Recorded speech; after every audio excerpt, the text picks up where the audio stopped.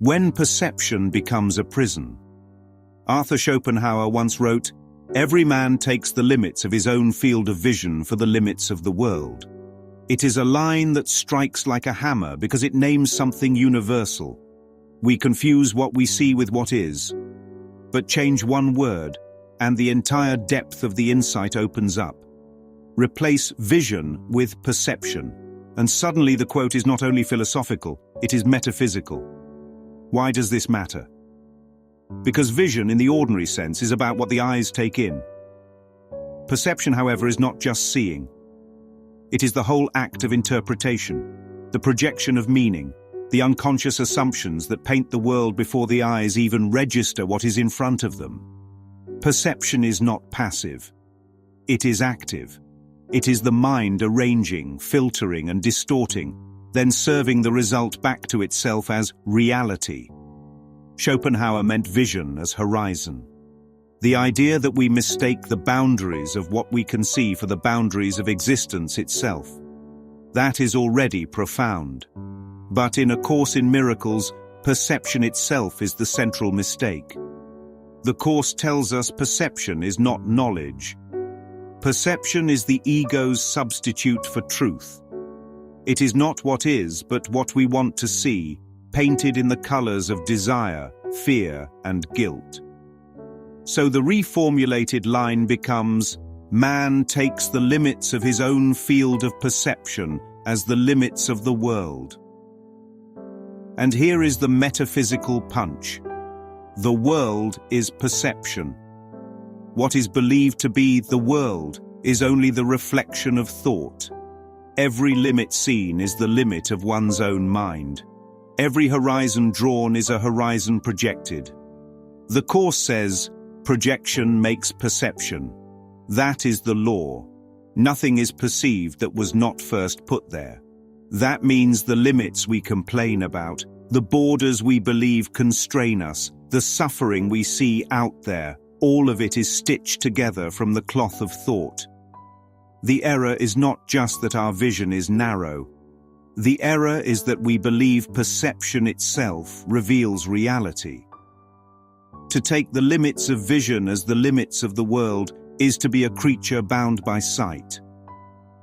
But to take the limits of perception as the limits of the world is to expose the deeper trap. The trap is that the world itself is the very perception. And if perception is the limit, then transcending perception means transcending the world. That is exactly the Course's message. Salvation is the end of perception. When perception gives way to knowledge. When sight yields to vision, not eyesight but Christ's vision, the world as we know it dissolves into truth. So Schopenhauer was right, but the metaphysical correction takes his statement further. The world is not limited because vision is short. The world is limited because perception is false. Swap vision for perception, and the sentence stops being about horizons and starts being about the fundamental illusion of existence. It becomes less about philosophy and more about awakening. Think of it this way. To say vision is limited is to say the eyes cannot see beyond mountains or oceans. To say perception is limited is to say the mind itself has made a shrunken kingdom, a dream of walls and ceilings, and then declared it the whole of reality. One is about optics, the other is about ontology. And here is the liberating twist. If the limits of perception are not the limits of reality, then the world is not what it seems. The prison bars are made of smoke. The walls of the cave are painted shadows. The ceiling is not there. To see that perception is the limit is to recognize that perception itself must be undone. Not stretched, not refined, not made more beautiful, but released. The Course says that the Holy Spirit can use perception to lead us out of it. A bridge from illusion to truth. Christ's vision is not perception as the ego knows it, but the reinterpretation of perception, purified of judgment, freed of fear. It looks upon a forgiven world and sees innocence everywhere. This is the beginning of knowledge, the recognition that perception was never reality, and therefore its limits are not real. So the shift from vision to perception is everything. It is the difference between a horizon and a hallucination, between a limited viewpoint and the recognition that all viewpoints are illusions. Schopenhauer named the error of mistaking the part for the whole. The Course names the error of mistaking perception itself for truth.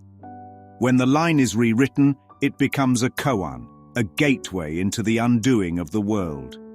Man takes the limits of his own perception as the limits of the world. But the world itself is perception. And when perception ends, truth is revealed to have never been limited at all. Submitted for your approval.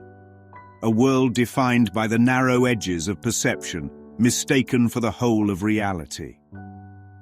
A man looks to the horizon and calls it truth, forgetting that the horizon was painted by his own mind. But when perception collapses and the world it built collapses with it, what remains is not smaller, but infinite. Beyond the veil of perception lies knowledge, untouched by limits, unbroken by boundaries. The final frontier is not out there, but in here. And once crossed, the traveler finds that he was never bound at all. Not by vision, not by perception, only by a dream.